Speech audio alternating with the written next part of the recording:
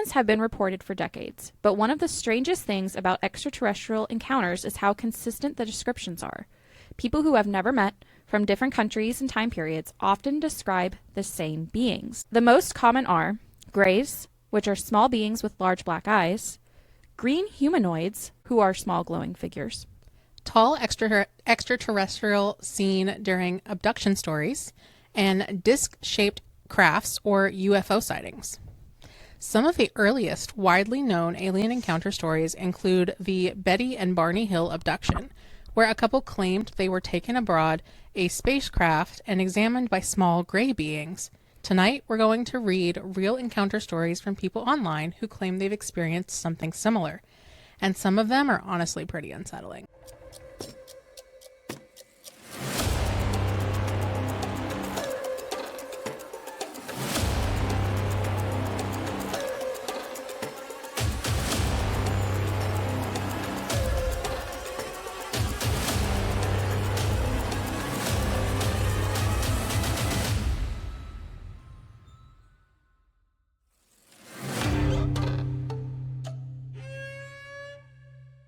Hi. Hello. Welcome. Or welcome back. Mm-hmm. This is the Afterlife Afterlife Hotline. Hotline. Woo! Yay! I'm Ashley, I'm Denisha. and today we are talking about extraterrestrials, the spooky aliens, Thumbnail. little green guys. Put us in a UFO. Fuck yes. Yes. You're driving. Oh dear. Infinity does not welcome careful drivers. No. Does not. Okay. So the first type of aliens is the greys. The greys are the most commonly reported extraterrestrial beings. Witnesses usually describe them as 3 to 4 feet tall, thin bodies, large bald heads, huge black almond-shaped eyes, and communicating telepathically. Were you hearing music? Is it downstairs? It's ambulance. Oh. It's sirens. I thought I was hearing like a... Nope, it's definitely siren. Because I'm over. I'm thinking it's siren. Oh, like, we got PTSD from yesterday. Yeah, we had... Arkansas had a little nader scare yesterday. Even though, thankfully, it didn't touch down. But still. Anyway. Some abductees even say they hear voices directly in their mind. And that brings us to the first story. This one is... my dad's experience with extraterrestrials. When I was a child, I started to become interested in supernaturalism and things like ghosts and aliens. It began because I used to see shadow people and spirits as a child, so I was pretty open-minded towards many things. When I was about 10, my father noticed I was taking interest and took my brother and I into the kitchen. He said, "I need to tell you guys something, and you have to promise me you won't tell anyone else." Keep in mind, this was during a time when people were less open about these things, whereas now he feels more open about sharing because it seems to be a more popular topic nowadays. He told me that when he was 6 years old, he grew up in Ontario, he got up in the middle of the night to use the washroom. He said that something caught the corner of his eye, and he looked and saw 3 short beings on the bottom of his short stairwell about 5 or 6 stairs from the bedrooms to the living room. He described them as a translucent greenish color, big black eyes, and large heads. He said one in the middle had some type of vest on that gave him the impression he was the leader or in charge or something like that. He said he kept hearing a voice in his mind that he described wasn't male or female, and that it was repeating the words, "We're not here to harm you." He said he heard it in the area between his eyes, the third eye area, and that it was the clearest he's ever heard a voice in his life. My dad said he actually wasn't really scared, but more excited, and he asked them if he'd ever see them again. He said he was communicating with them in his mind and not out loud. They said to him, "We will let ourselves be known." He said then there was a flash of light, and they vanished into a single cube, and then the cube got smaller and smaller until it vanished and they were gone. Now, as a 10-year-old, this story amazed me. Of course, I believed my father. I once told it at a birthday party when I was 12, only to be told that my father was delusional. I didn't share it again until I was older, but I was always the weird kid that told paranormal stories. It hurt my feelings, though, when they said my dad was delusional because he is one of the sanest and most grounded people in my life. People will be mean about things that they don't understand. The thing is, both my uncles and his mom also witnessed them. His youngest brother told me that when he woke up, he saw them through the crack of his door as his bedroom door was slightly open. My dad and his brothers shared the same room. He said he was scared and hid under the covers. My oldest uncle also awoke and was at the entrance of the bedroom watching it all. When my dad woke up, he told his mom, my grandmother. She said that they were in her bedroom at the foot of her bed and that she had seen them before. My dad and his brothers were in shock the next morning and apparently ate their cereal at the table without saying a word. My oldest uncle was telling my dad that morning that there was some kind of craft over the neighbor's house, but my dad didn't bother to go and look because he was still trying to process the event from the night before. I confirmed the story with both my uncles. I wondered how much they visited that home because I remembered my grandparents' house had a unique energy. My grandmother used to say this is a holy house. She was religious. A lot of strange and paranormal things have happened in my family, including to myself. I'm in a chapter of my life now where I want to share some of these stories. Maybe I'll keep sharing them here. Anyways, call it what you want, but I'll always believe my family. How could he be delusional when 3 other family members saw it? Figured it would be cool to share, seeing as how everyone is talking about aliens these days. Thanks for reading. Yeah, if your whole family saw them, I would definitely say that they're real. For sure. And there's something about your home that they obviously like.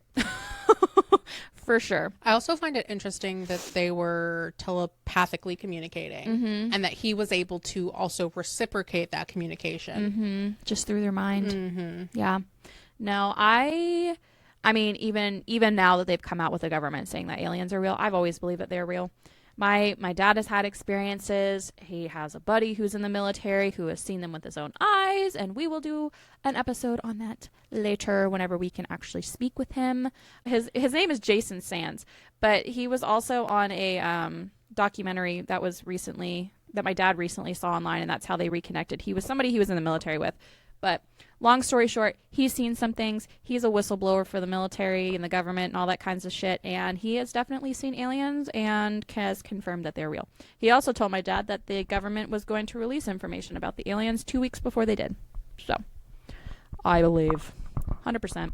They're kind of spooky, though. Oh, well, yeah. I feel like I'd be more afraid of aliens than I would be paranormal, like ghosts and stuff like that. I could see that because you don't know how advanced the aliens and stuff are. There could be an alien in this room and we would never know. Yeah. Don't do that. This is my apartment. Do that in your own apartment. Oh my God. Yeah. Not all alien sightings involve the classic grays, though. Some witnesses report tiny green humanoid figures that appear briefly, often in the peripheral vision. Sometimes these sightings happen during paranormal activity. I feel like they kind of go hand in hand. Well, paranormal is not just ghosts and spirits. No, paranormal is about anything that can't be really explained or is off the norm, because like cryptids are paranormal. Yeah. Yeah, that's true. Isn't it something that can't be explained by science or something? I think so. Well, hold on. Let's figure out what paranormal. You would think with us being a paranormal podcast, we'd know what paranormal means. Yeah, in paranormal, the prefix para comes from Greek, meaning beside, beyond, alongside, or against. In this context, it signifies that paranormal events or phenomena exist beyond the scope of normal human experience or scientific understanding. Gotcha. So we were right. Cool. So this encounter that I'm going to read about, it says, so back in 1995, I was 12. I finally decided to play with a Ouija board with my dad. Nuh-uh. Ooh, excuse me. That was your first mistake. I should preface that my dad used to do a lot of seances and other occult things like tarot. As a result, he had some pretty unsettling encounters that he told me about, which I might post another time. Anyways, we go through the game. Here's your first thing. 'Tis not a game. No. Although it is marketed as such, which really pisses... It was sold at Toys R Us for the longest time. Don't they sell them at Walmart? I don't think so, not anymore, but they definitely used to. Yeah. And they got all different kinds. They're glow-in-the-dark ones. It's like the museum of ones that we saw at the paranormal convention. So many. They were so pretty. We go through the game and we ask the usual questions, and I distinctly remember how unusual the movements of the glass piece felt.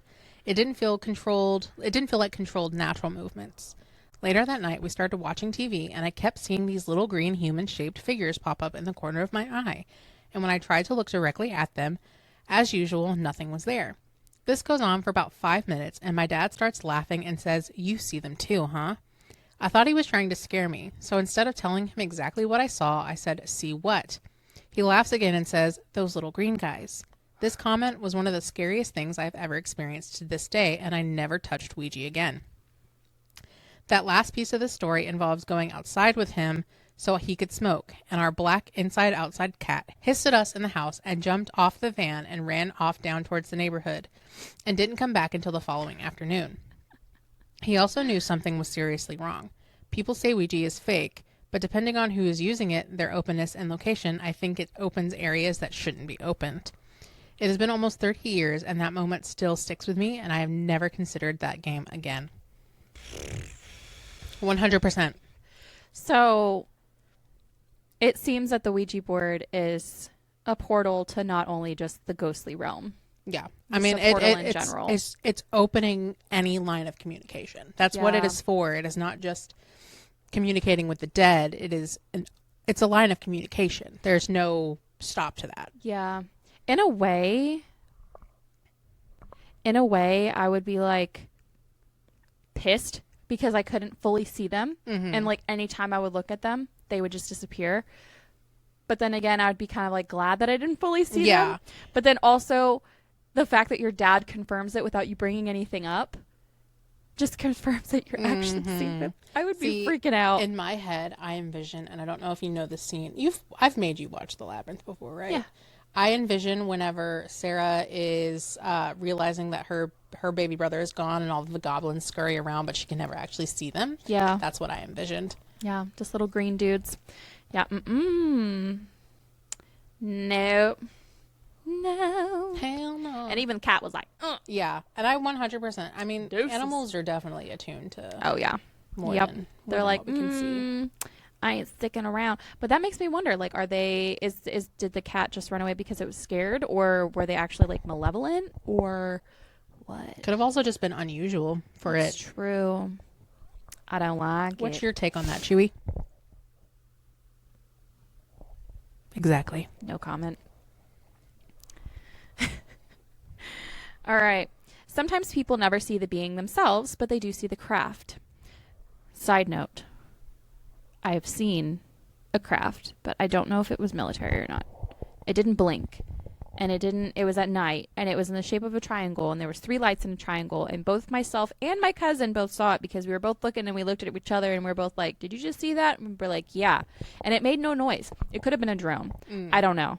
But this was like years and years and years ago. And so, I don't know. My dad's also seen some things. His family's also seen some things. Spooky. I'm a caveat real quick. This is not relevant at all, but also kind of relevant. There was an older dating show called Baggage, and you essentially would go through, and the main person would have all these women or males, and they would talk about all the different baggages they had, and then at the end you would reveal your baggage, and whoever made it to the final could decide if your baggage was too much for them. Yeah. And there was one contestant who lives here, or lived here, I don't know if he still does, and talked about how he had seen UFO sightings. And at first, because I watched this in middle school, I was like, we live near an Air Force base. Like, you're not seeing UFOs, you're seeing Air Force base. And then the older I get, the more I'm like, you probably saw something. What more perfect area for them to hide, though? Yeah, Near exactly. Air Force Base for them to make you think you're seeing Air Force stuff. The government knows. They're in cahoots. They have to be in cahoots. That or the government is doing testing on them. I bet you there's some Transformer-like fucking aliens, too. Because Transformers are aliens. Yeah. Yeah. Yep. I fully believe I it. want a Bumblebee. Same. I want one, too. Yeah. Sorry, that was a No, segue. you're fine. Mass UFO sightings have happened all over the world, including the Phoenix Lights, where thousands of people reported strange lights moving silently across the sky. Here is one witness account. It's not necessarily from that exact one, but it is about seeing UFOs. This one's called Giant Black Sky Frisbees.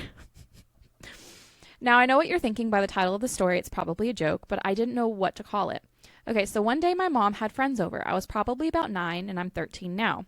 And she asked me to go out and put the bikes and stuff away, so I went out and did so. When I was done, I was walking back out front when I saw these people on another apartment not too far from mine looking up at the sky with confused looks on their faces. So I looked up to see what they were looking at, and about a mile up in the air were these 4 big black disc-shaped UFOs in the sky. They were flying together in a perfect synchronization in kind of like a square shape. So I call my family out, and of course they don't believe me at first, but as soon as they saw them, I could tell they started to believe. And right after we got a good look at them, they sped off into the distance. I don't know what they were and never saw them again, or at least so far after that. Yeah, that's weird.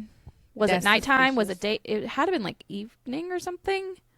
I would assume like afternoon. I would assume, maybe. Especially since he knew that they were black disc shapes. Yeah, and he's putting his bikes and stuff up. Mom had friends over. Yeah, no, I believe that. 100% believe that. Spooky. They also, the amount of technology that these things have to have, because like of course like we have drones and you know all of the advancemit that they have to keep everything like in sync and stuff like that, but we've got to be light years behind. They have the same thing to keep everything in sync. It gives me Chicken Little. Like that's what I think is like for the aliens. Like what if the filament or whatever firmament. It's from the Bible, saying that the earth is like covered in like a dome type thing. Like what if that something like that actually exists, but it's just like a puzzle and like it like breaks open and you see all these other kind of like forms and planets, like Chicken Little, how the sky is literally falling, like pieces of the sky is fall. Maybe that's what they mean by the firmament. Firmament? Hold on. Pretty sure it's called firmament. Firmament? Firmament.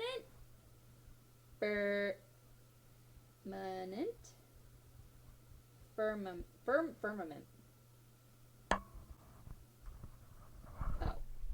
Firmament is apparently the heavens or the sky, especially when regarded as a tangible thing. A sphere or world viewed as a collection of people. Oh, what? The vault or arch of the sky, heavens, stars twinkled in the firmament. Okay, so it just means the heavens or the sky. Okay, so it's the firmament. Firmament. Fuck that word. That. Chicken Little, skies falling, aliens. Yep. Okay. The next story involves something many abduction witnesses report. Waking up unable to move while something is in the room. Ew. And this is the Reddit story. Don't mess with me while I'm asleep. Mess with her while she's asleep. No. Let me sleep. It's true. I would get pissed. No. I'll be like, I believe you. You're there. I see you. Go the fuck away so I can finish sleeping and then come back in the morning. Of that Reddit story we read where I told the ghost, fuck off. Yeah. He's like, I could feel it just slowly leaving and he hasn't been back since. I'd feel so bad. You got rid of your friend. Disclaimer, there is no way I can prove that this is factual. I have zero evidence, but maybe, just maybe, someone has experienced something similar. Back in September 2020, I went to bed normally as I did. I fell asleep after 10 minutes or so. I woke up around 3 a.m. and I was lying in bed looking at the ceiling. I woke up with a very bizarre, dreadful feeling, and I felt like I was vibrating from head to toe. I thought to myself, God, I hate sleep paralysis. But then it dawned on me that I was completely awake looking at my ceiling.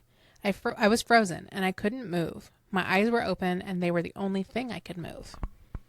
So I feel like that could just be sleep paralysis. Yeah.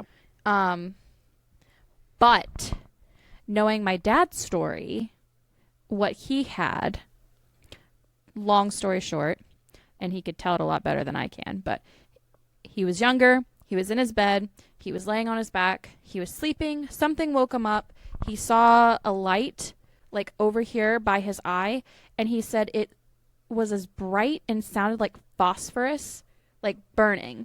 And as soon as that happened, he said all of a sudden just tingles went from his head all the way down to his toes, and he could not move. He was paralyzed. He was frozen. He couldn't even get out any words. He was trying to call for somebody.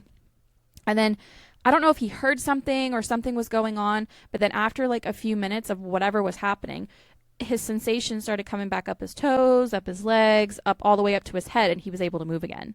So it's actually, his story is going to be in one of Ronnie LeBlanc's books, his new book that just came out, and I'm pretty sure it's that exact story. So that's creepy. Like, what the? That's not sleep paralysis. If you something see out of the, and then all of a sudden you can literally feel it. Felt something like here. He could just feel something, and it felt like Like a probe. Yeah. He doesn't know what it was. And he never saw it. It's just weird. There was a lot of crazy things that happened in his house growing up, like paranormal wise. But no, like as much as I'm just like, oh, that's probably just sleep paralysis. Who knows? Who the heck knows? Speak of the devil. His ears must have been burning. Family group. The next story is short but chilling. As the title suggested, I saw an alien in my parents' room when I was 11ish. I didn't get the title of the story, apparently. I have always had trouble sleeping as a child, and when I couldn't sleep, I'd go to my parents' room and sleep on their floor. This particular night, when I walked into the room, they weren't alone. There was a stereotypical gray alien standing by their bedside. The second I walked in, it snapped its head to look at me. It was huge. It has huge black eyes. Oh, that would creep me out. You just walk in and it just goes. We both just did that at the exact same time. I immediately darted around the corner and turned the light on. When I looked back in the room, it was gone. Yeah, no. Mm-mm. No. Nope. No. It's like, shit, you caught me. And disappeared.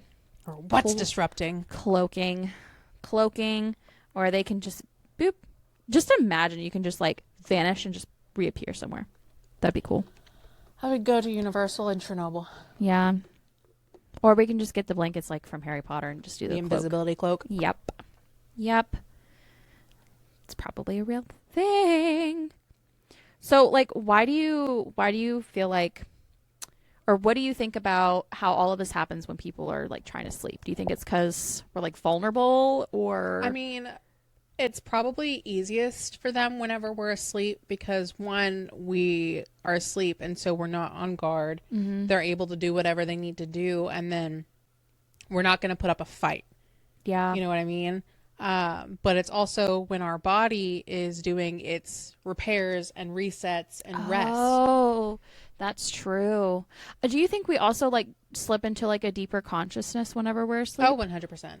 So I don't, because I won't say, what is it? What is it?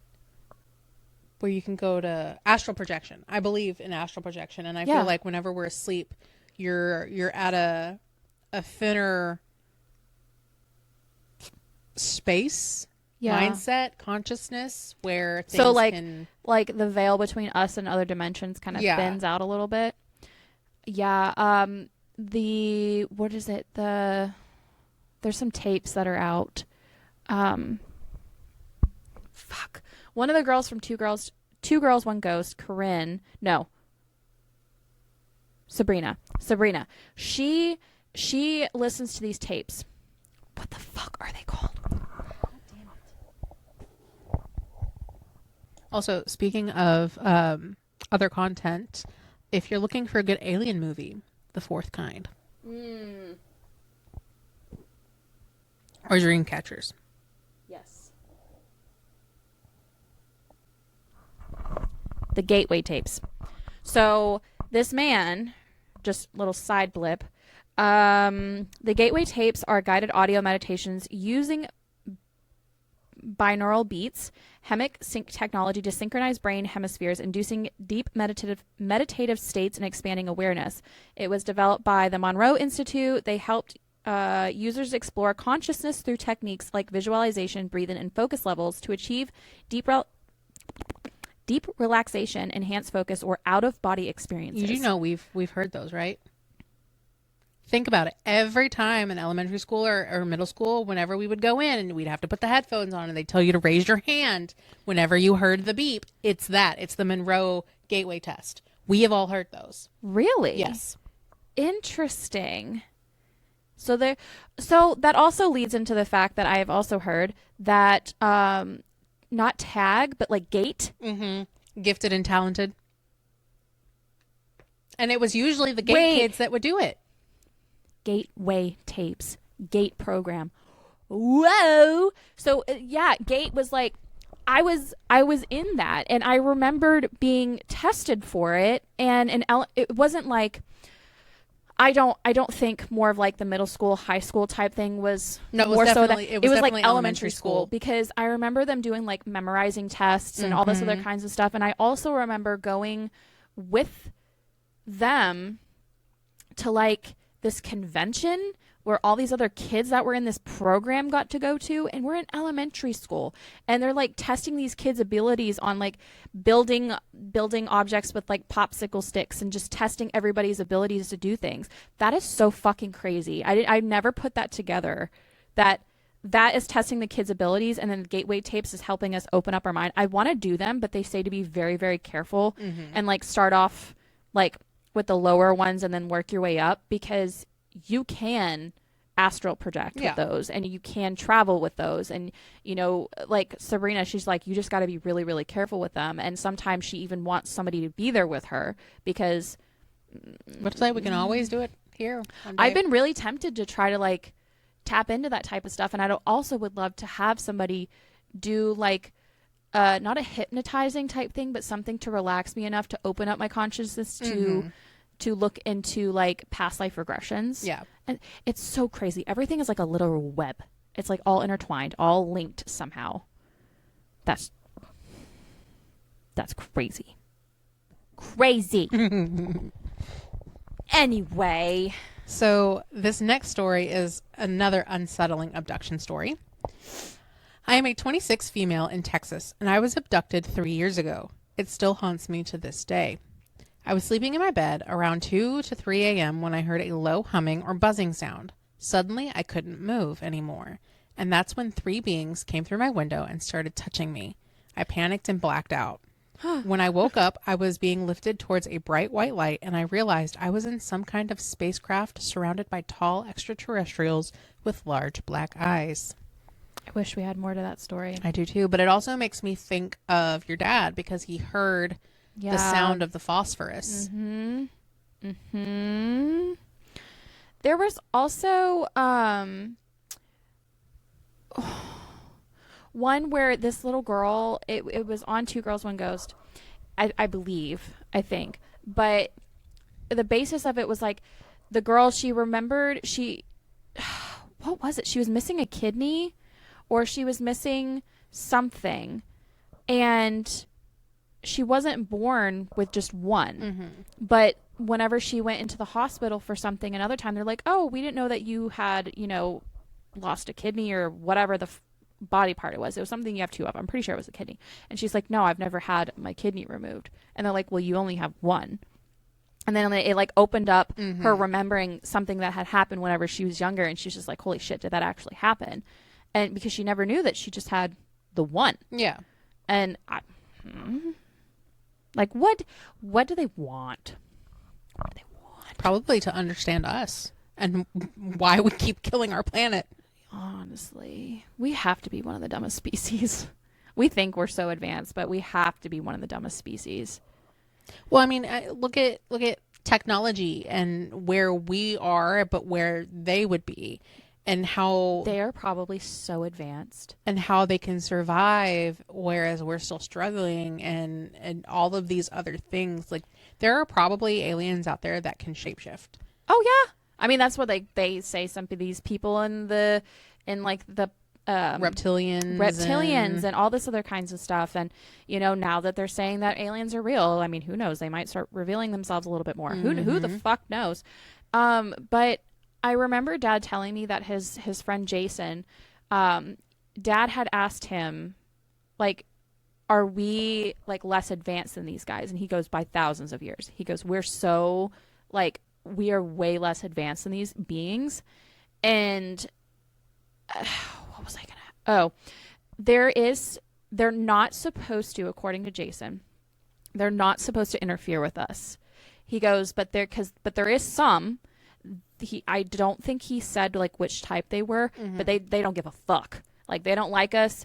They don't give a fuck. They'll just fuck around. But then there's also, I think it's the Greys that are most like us, and they want to like help us, or like not understand and like not interfere in bad ways, but like interfere to like help us. Yeah, I think that's what to he help said. us progress. Yeah, I think that's what he said.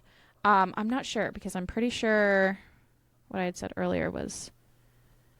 But Greys are also not small beings. Greys are, I think, are the bigger people that are like us, or the taller Pleiadians. ones. I don't know. Don't catch me lying. I don't know.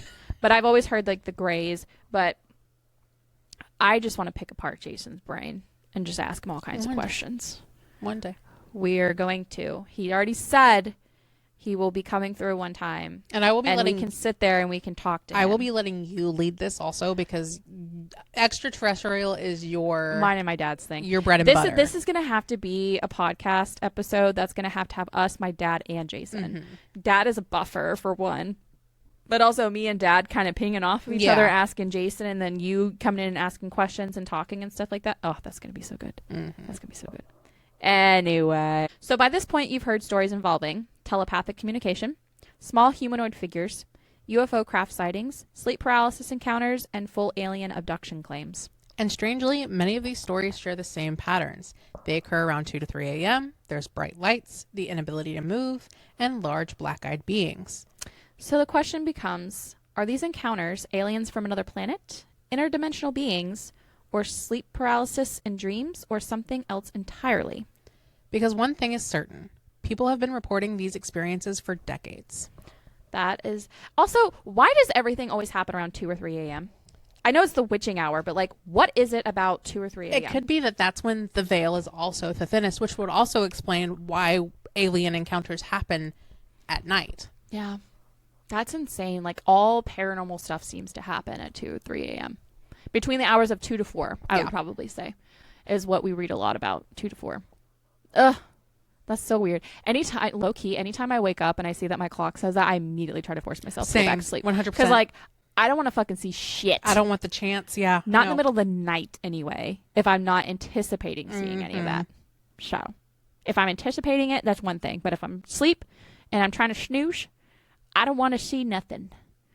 No shadows, no green men, no gray men, no hairy men, no nothing. I don't want to see no men. The only man I want to see at 3 or 4 o'clock in the morning. The back of Steven's head facing the other way, so that way I can sleep. That's all I want to see. And that even depends sometimes. Felt that, yeah. He fell asleep on the couch the other night, and I got so offended.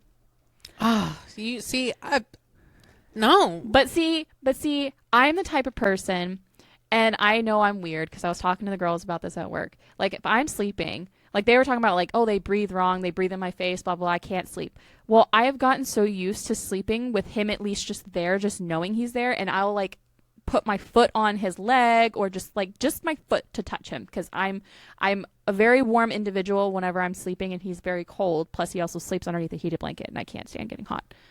But he didn't want to come to bed the other night. He fell asleep on the couch, and I kept trying to wake him up. I even turned on his heated blanket, try to coax him in there. I'm like, hey, your heated blanket's on, you know, whatever. It's all nice and warm. And he's like, no, stop touching me. And I was like, you're an asshole.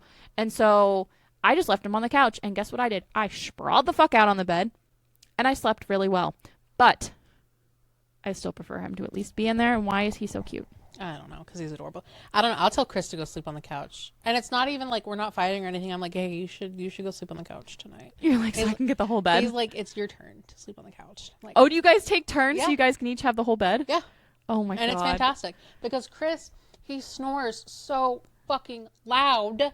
And he's like, well, just, wake me up and tell me to resituate. And I do. And then he gets an attitude with me. And he's like, what? Why are you waking me up? And I'm like, sorry, Chewy. You're like, because you told me to. You told me to. Now shut the fuck up so I can sleep. Yeah. That's why I'm up until 2, 3 o'clock in the morning scrolling. Because I'm hearing the whole fucking night. I'm glad we're going to be in separate rooms. Yes. Yes. I might kick Steven out of your room. I'd be like, bitch, you're like, go sleep with Chris. No, because, like, Steven doesn't snore, thank God. But he does the whole, like, as he's sleeping. He holds his breath. Thank God we're going to be getting that checked out here soon.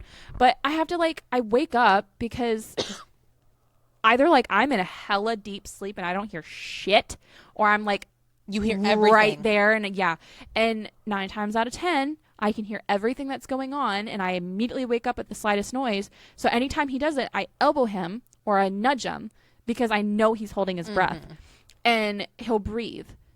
And even the night that he was sleeping out on the couch because I kept the door cracked open for the cats, I could hear his ass out on the fucking couch. I will hear Chris. I'm literally like, Steven, breathe. I will hear Chris snoring downstairs. He probably echoes throughout the whole townhome.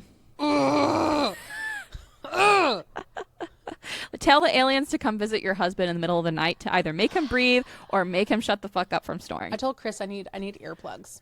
Yeah. Because I it's getting to the point where it's driving you nuts. I understand why married couples have separate bedrooms. Yep. And then if you want to sleep with the other person, you're like, oh, sleep over in my room. Yeah, exactly. Sleep over in your room. Whatever. Like, yeah. Should probably do that.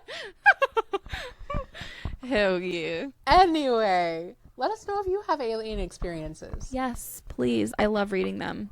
And I would love telling them. I would love to tell them to my dad, too. So he finds that stuff so interesting.